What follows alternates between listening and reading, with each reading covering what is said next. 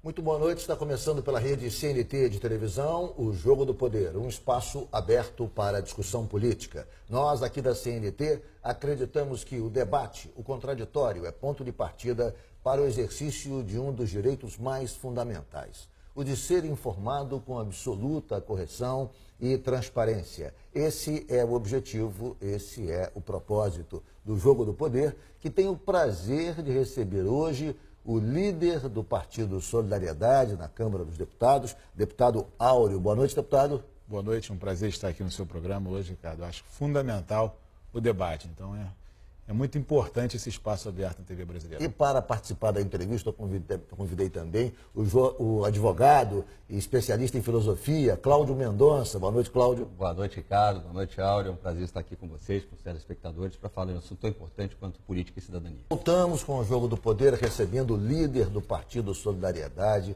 deputado Áureo. Deputado, a palavra de ordem no Brasil, no Estado, enfim, é crise. Só não há outro assunto, só se fala em crise institucional, crise econômica, crise política.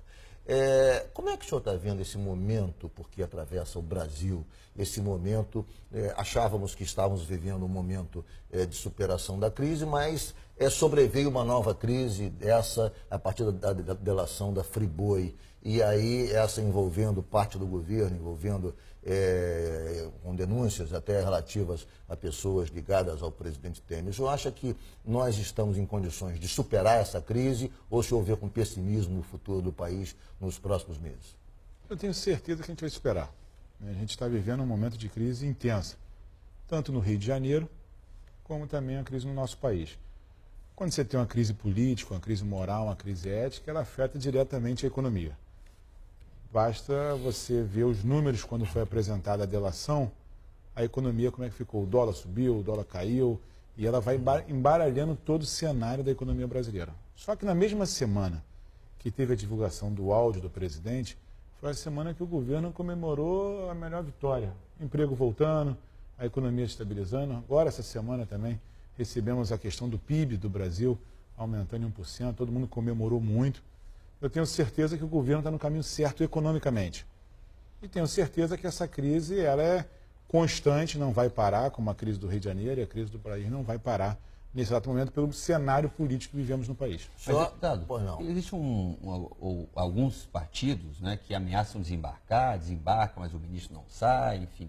A base que o governo precisa para fazer as reformas, para dar continuidade ao que se chama de saída da recessão, que se espera que seja a saída completa da recessão, essa base foi fragilizada em que termos, na sua avaliação? Hoje, quando você tem uma crise política, você tem vários atores fazendo o seu debate. Essa semana, cada partido vai no debate. Teve um partido que anunciou a saída e os deputados falaram que não saíram da base. Qual foi o PSB? O PHS. Anunciou no plenário da casa e o deputado foi para o microfone, mas eu não saio do governo. Sim. E tem um debate aberto na Câmara dos Deputados. Mas o senhor acha que houve alguma dissidência, houve um enfraquecimento? Houve ministros que o governo... o ministro da Cultura deixou o governo. Do PPS, enfim. O senhor acha que fragilizou em alguma medida? O ministro da Cultura, que é do PPS, deixou o governo, mas o PPS não deixou. Sim. Né? Eu acho que isso é fundamental. O ministro, que é do PPS, presidente do partido, deixou o governo, mas o partido não acompanhou. Eu acho que o momento hoje é um momento que tem que ter paciência. Primeiro que a gente tem uma divulgação de um áudio do presidente da República. O presidente da República é gravado, e é muito sério o que aconteceu, um áudio muito comprometedor, mas que não foi periciado pela Polícia Federal.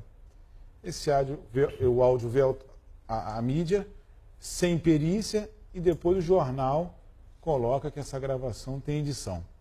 Alguns peritos já tiveram a oportunidade de periciar, como o Ricardo Molina falou, que tem edição no áudio. Sim. O áudio tem edição ou não tem edição? A gente está falando de um áudio gravado no presidente da República.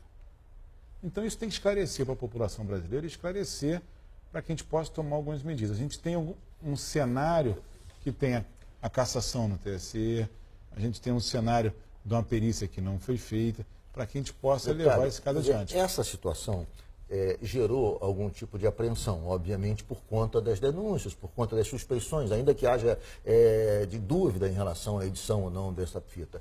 O fato é que o senhor acha que, a partir dessa constatação de que há, de fato, um clima de apreensão em relação ao futuro do país e à permanência do presidente. O senhor acha que restam ainda condições políticas para se ter uma administração eficaz até 2018? Ou seja, há condições do presidente Temer levar à frente as reformas que ele já anunciou ao país, e ser bem sucedido nessa empreitada? Ou o senhor acha que nós, na melhor das hipóteses, vamos continuar, digamos, patinando até 18? Eu posso complementar essa pergunta, Sim. Ricardo? Qual é o verdadeiro potencial, a verdadeira capacidade da oposição de obstruir a pauta? Nós temos uma oposição fragilizada hoje em números, mas uma oposição forte.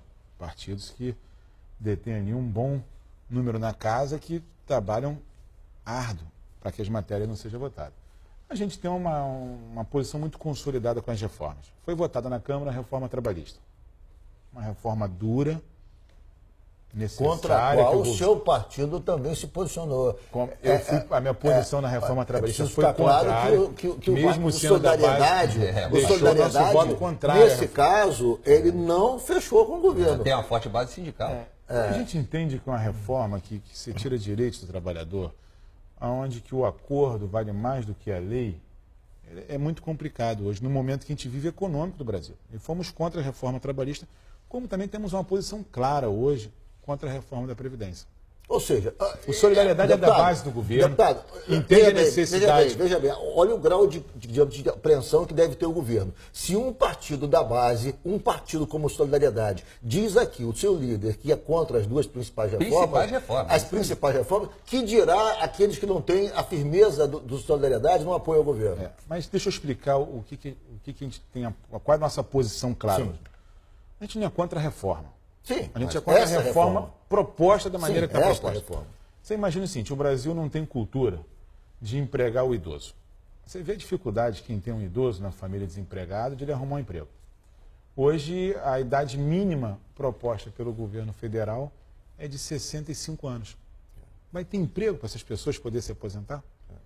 O idoso tem oportunidade no mercado de trabalho para ter emprego. E tem uma questão que eu acho central, eu vou ter que fazer um intervalo agora.